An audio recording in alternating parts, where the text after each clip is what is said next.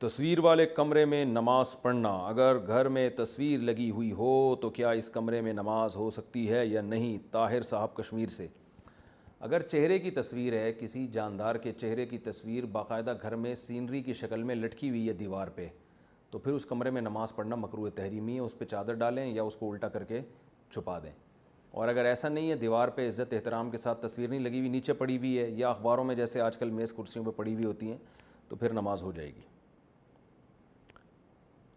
شادی میں فوٹوگرافر بلا سکتے ہیں کیا؟ شادی میں فوٹوگرافر بلا کر تصویریں کھنچوانا جائز ہے؟ شاہد صاحب کراچی سے۔ دیکھیں، جو پرنٹڈ تصویر ہے وہ تو علماء ناجائز کہتے ہیں اس کو، بلا ضرورت جو البم میں جو تصویریں لگی ہوتی ہیں وہ تو حرام تھیں، حرام ہیں جب تک کوئی شدید ضرورت نہ ہو۔ تو شادی بیاہ میں جو تصویریں کھنچوائی جاتی ہیں اس کا مقصد بعد میں البم میں ان یادگاروں کو جمع کرنا بھی ہوتا ہے، وہ ڈیجیٹل فارم میں نہیں رکھی جاتی وہ۔